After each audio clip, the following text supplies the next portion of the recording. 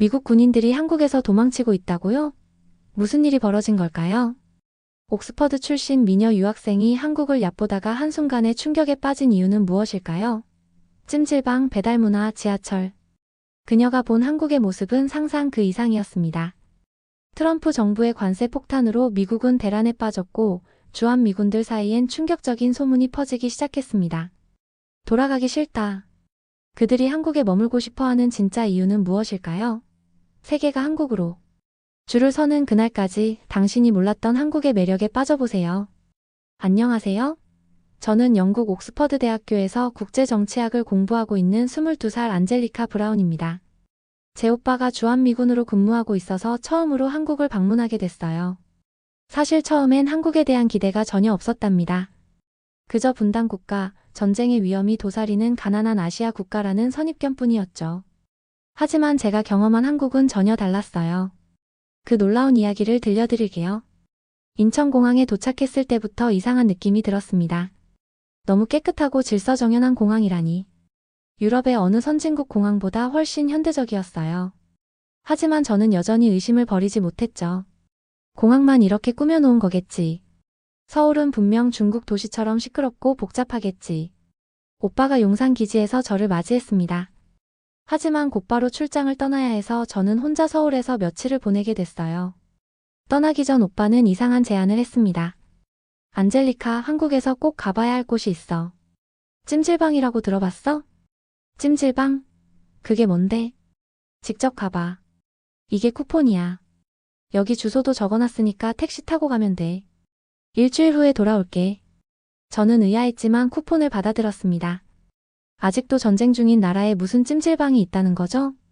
저는 호텔에 짐을 풀고 이틀 동안 방 안에만 있었어요. 밖에 나가긴 해야 하는데 치안이 걱정됐거든요. 하지만 너무 심심해서 결국 용기를 내어 오빠가 추천한 찜질방으로 향했습니다. 용산의 한 건물 앞에 도착했을 때는 저녁 8시였어요. 건물은 화려하진 않았지만 깔끔했습니다. 입구에서 신발을 벗고 들어가니 직원이 환하게 웃으며 반겨주었죠. 영어를 못하는 직원이었지만 손짓과 얼굴 표정만으로도 충분히 안내를 받을 수 있었습니다.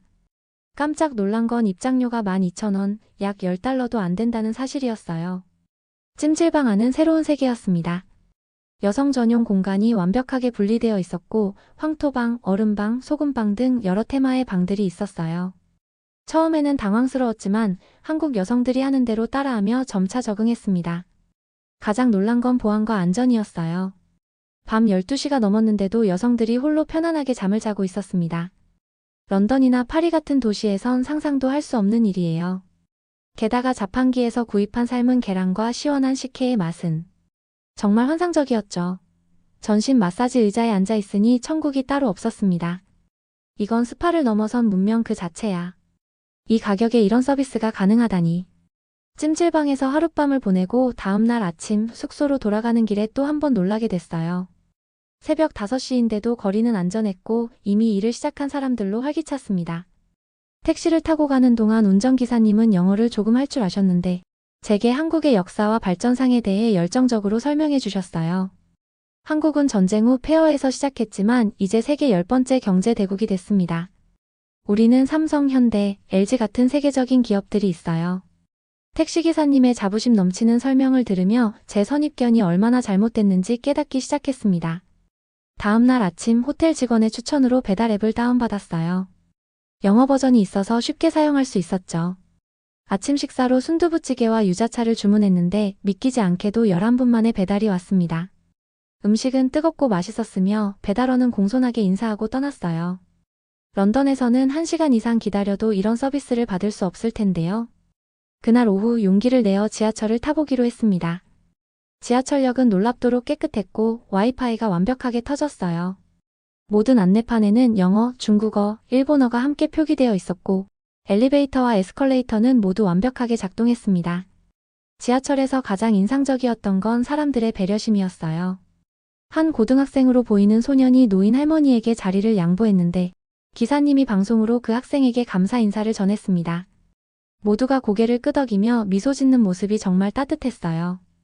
이게 내가 말로만 듣던 한국인의 배려심이구나. 명동에서 쇼핑을 하며 또 한 가지 놀라운 점을 발견했습니다. 거리마다 공중 화장실이 있고 모두 무료에 깨끗했어요. 파리에서는 화장실 하나 찾기가 보물찾기 수준인데 서울은 달랐습니다. 쓰레기통도 곳곳에 비치되어 있었고 거리는 깨끗했어요. 점심에는 강남의 한 북카페에 들렀습니다. 조용히 커피를 마시고 있는데 나이 지긋한 한국인 할머니가 제 옆자리에 앉으셨어요. 영어를 전혀 못하시는 듯 했지만 따뜻한 미소로 인사하셨습니다. 저도 미소로 답했죠. 잠시 후 할머니는 주문한 감자전을 절반으로 나누어 제게 건네주셨어요. 저는 깜짝 놀랐지만 고맙게 받았습니다.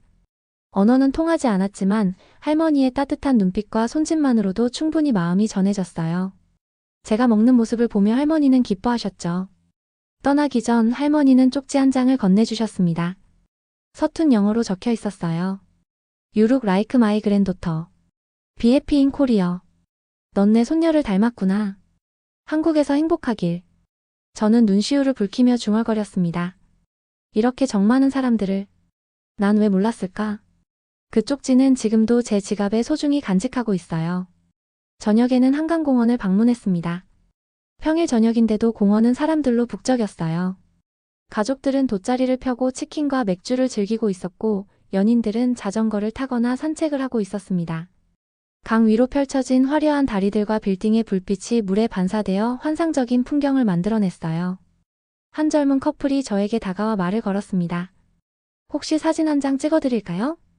저는 깜짝 놀랐지만 기꺼이 사진을 찍어주었어요.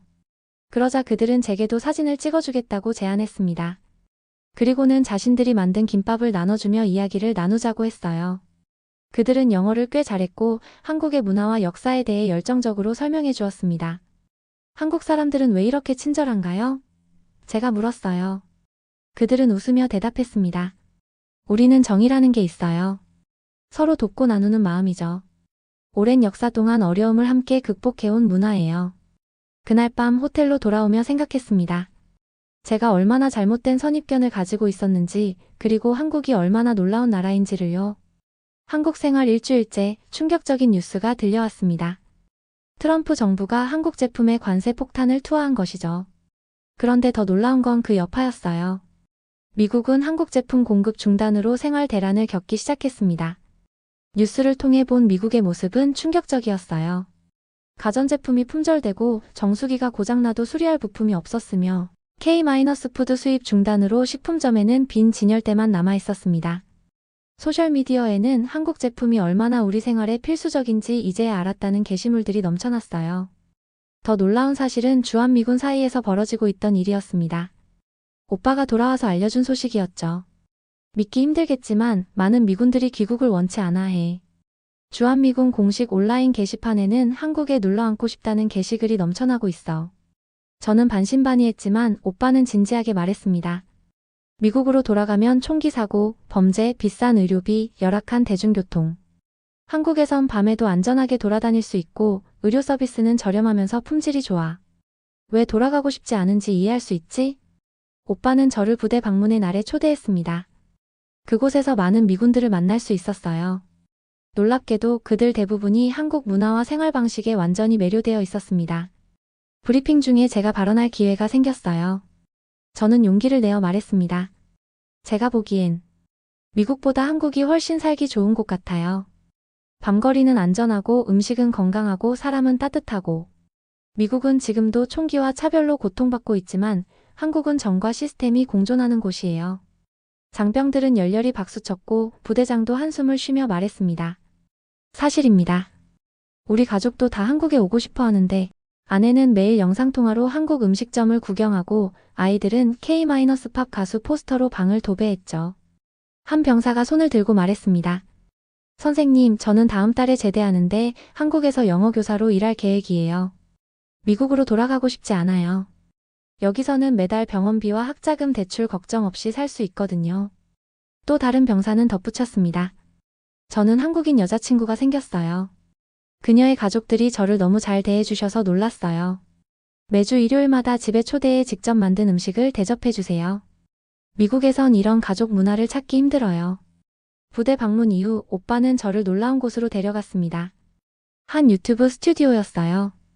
그곳에서는 주한미군 30명을 인터뷰한 영상을 촬영하고 있었습니다. 결과는 충격적이었어요. 한국 떠나기 싫다 89%. 복무 끝나도 재입국하고 싶다 71%. 찜질방이 미국보다 낫다 100%. 인터뷰에 참여한 엘리사라는 여군은 카메라를 향해 진심 어린 목소리로 말했습니다. 처음엔 비웃었죠. 이런 작은 나라에 뭐가 있겠냐고. 그런데 지금은 떠날 수가 없어요. 한국의 안전함, 편리함, 사람들의 따뜻함. 이런 건 돈으로 살 수 없는 것들이에요. 한국 방문 마지막 날, 저는 중대한 결정을 내렸습니다. 대학을 마치면 한국으로 돌아와 일할 계획이에요. 이미 서울의 한 국제학교에서 인턴십 제안을 받았습니다. 귀국 직전 한 TV 프로그램에서 저를 인터뷰하고 싶다는 연락이 왔어요. 주한미군 이야기가 화제가 되면서 외국인의 시선으로 본 한국을 소개하는 프로그램이었습니다. 카메라 앞에 선 저는 진심을 담아 말했습니다. 앞으론 우리가 한국으로 이민 가는 시대입니다. 이건 농담이 아니라 생존 전략이에요. 한국은 안전하고 편리하고 발전된 나라입니다. 기술은 최첨단이지만 사람 사이의 정은 여전히 따뜻해요. 제가 경험한 한국은 제 모든 선입견을 깨뜨렸습니다. 인터뷰 영상은 빠르게 확산되었고 전 세계에서 반응이 쏟아졌습니다. 많은 사람들이 한국에 대해 더 알고 싶어 했고 한국 여행 예약은 급증했어요. 심지어 미국의 한 정치인은 우리도 한국처럼 대중교통과 의료 시스템을 개선해야 한다고 발언하기도 했습니다. 영국으로 돌아온 저는 캠퍼스에서 한국 문화 동아리를 만들었어요. 첫 모임에는 예상보다 3배 많은 학생들이 참석했습니다. 모두가 한국어를 배우고 한국 문화를 경험하고 싶어 했죠. 동아리 첫날 제가 말했습니다. 한국에 대한 선입견을 버리세요. 그곳은 여러분이 상상하는 것보다 훨씬 놀라운 곳입니다. 한국은 미래지만 동시에 따뜻한 정이 있는 곳이에요. 저는 그곳에서 진정한 행복이 무엇인지 배웠습니다. 그로부터 6달 후 놀라운 소식이 들려왔어요. 주한미군 청원으로 인해 미 국방부는 한국 주둔 기간을 연장하는 특별 프로그램을 만들었다는 소식이었습니다. 오빠는 그 프로그램의 첫 번째 지원자가 되었고 앞으로 3년 더 한국에 머물 수 있게 되었어요. 오빠는 영상통화로 기쁜 소식을 전하며 말했습니다. 안젤리카, 너도 졸업하면 바로 한국으로 와. 이곳에서 함께 살자. 세계가 한국으로 향하는 시대가 왔어. 저는 웃으며 고개를 끄덕였습니다. 머지않아 저도 다시 그 놀라운 나라로 돌아갈 테니까요. 한국이라는 나라는 제게 단순한 여행지가 아니라 새로운 시각을 열어준 곳이었습니다. 선입견을 깨고 진정한 문화의 아름다움을 발견하게 해준 소중한 경험이었죠. 이 이야기를 통해 우리가 배울 수 있는 것은 선입견 없이 세상을 바라보는 열린 마음의 중요성입니다. 때로는 우리가 잘 모르는 것에 대해 가장 강한 의견을 갖기도 하지만 직접 경험해보면 생각이 완전히 바뀔 수 있어요. 한국의 아름다움은 화려한 건물이나 첨단 기술뿐만 아니라 사람들의 마음속에 있는 따뜻한 정에 있습니다. 여러분도 기회가 된다면 열린 마음으로 다양한 문화를 경험해 보시길 바랍니다. 그리고 제가 옥스퍼드로 돌아온 지 1년이 지난 지금 놀라운 변화가 일어나고 있습니다. 영국 내 한국어 학원 등록률이 300% 증가했고 한국 문화체험 프로그램은 항상 대기자 명단이 가득 찬 상태예요. 저희 대학의 한국학과는 지원자가 너무 많아 정원을 2배로 늘려야 했습니다. 더 놀라운 소식은 제 친구들 중 5명이 이미 한국 회사에 취업했다는 사실이에요.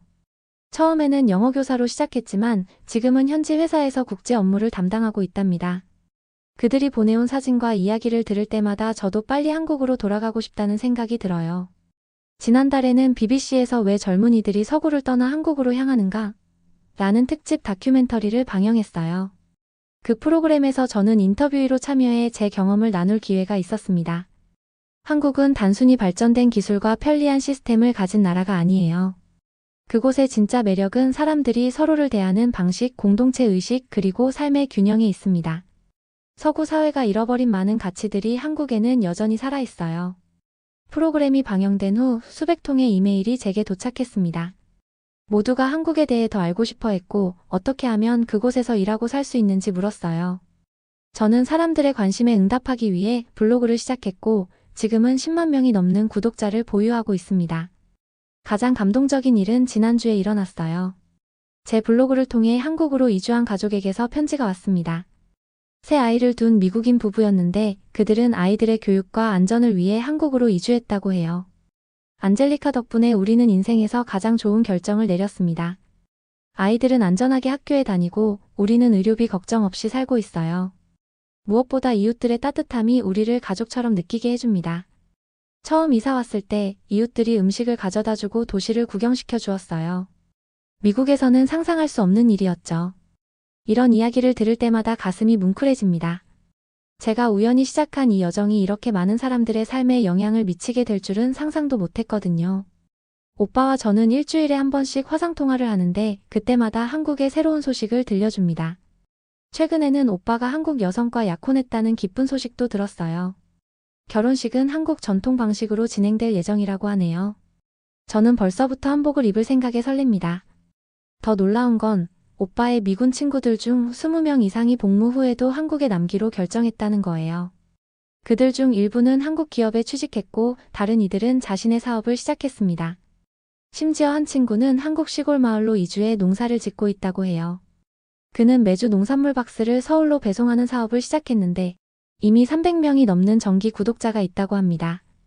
지난 주말에는 유명한 경제 잡지에서 역이민 현상, 서구인들이 아시아로 향하는 이유라는 특집 기사를 실었어요. 그 기사에 따르면 지난 1년간 서구권에서 한국으로의 이주 신청이 140% 증가했다고 합니다. 특히 의료, IT, 디자인 분야의 전문가들이 한국 기업에 지원하는 사례가 급증했다고 해요. 제 졸업까지는 아직 6달이 남았지만 이미 서울의 3곳에서 취업 제안을 받았습니다. 한 곳은 국제 미디어 회사고 다른 한 곳은 스타트업 그리고 마지막 한 곳은 대학교의 연구직이에요. 어떤 선택을 할지 아직 결정하지 못했지만 한 가지 확실한 것은 제 미래가 한국에 있다는 사실입니다. 지난번 한국 방문에서 만났던 그 북카페의 할머니와도 계속 연락을 주고받고 있어요. 처음에는 오빠의 도움을 받아 편지를 주고받았는데 지금은 제가 한국어를 조금씩 배우고 있어 직접 메시지를 보내고 있습니다. 할머니는 제게 한국 요리 레시피를 알려주시고 저는 영국의 일상을 사진으로 보내드려요.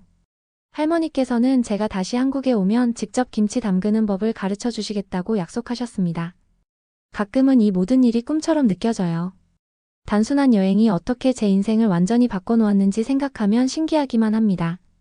처음 한국에 도착했을 때 가졌던 선입견과 오해들이 얼마나 우스꽝스러웠는지 지금은 웃으며 생각해요.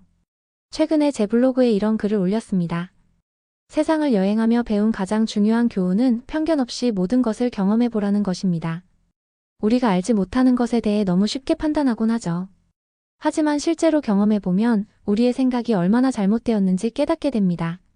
한국은 제게 그런 교훈을 가르쳐준 소중한 선물이었어요. 이제 저는 어떤 새로운 문화나 장소도 열린 마음으로 받아들일 준비가 되어 있습니다. 이 글에 1000개가 넘는 댓글이 달렸고 많은 사람들이 자신의 여행 경험과 문화적 충격 사례를 공유해 주었어요. 그 중에는 한국에 대한 선입견이 바뀐 사람들도 많았습니다. 학교에서는 제가 국제관계학 논문 주제로 소프트 파워로서의 한국 문화, K-팝, K-드라마 그리고 그 너머를 선택했어요. 교수님들은 처음에는 의아해했지만 지금은 이 주제가 얼마나 시의적절한지 인정하고 있습니다. 한국의 문화적 영향력은 단순한 트렌드가 아닌 글로벌 패러다임의 변화를 의미하기 때문이죠. 지금 저는 한국행 비행기표를 예약하는 중이에요. 이번에는 관광객이 아닌 그곳에서 새로운 삶을 시작할 예정입니다. 처음 방문했을 때의 불안함과 선입견은 온데간데없고 이제는 설렘과 기대만 가득합니다. 한국에서의 경험은 제게 중요한 교훈을 가르쳤어요. 우리가 가진 고정관념과 선입견이 얼마나 제한적인지, 그리고 다른 문화를 진정으로 이해하기 위해서는 직접 경험하는 것이 얼마나 중요한지를요. 한국은 단순히 지도 위의 작은 나라가 아니라 따뜻한 정과 놀라운 발전이 공존하는 특별한 곳입니다. 이제 세계는 한국을 주목하고 있어요. 그리고 저는 그 흐름의 일부가 된 것이 자랑스럽습니다. 미래에는 더 많은 사람들이 한국의 매력을 발견하고 서로 다른 문화 간의 이해와 교류가 더욱 깊어질 거라고 믿어요. 여러분도 기회가 된다면 편견 없이 새로운 세계를 경험해 보세요. 그것이 여러분의 인생을 완전히 바꿔놓을지도 모릅니다. 제 인생이 그랬던 것처럼요.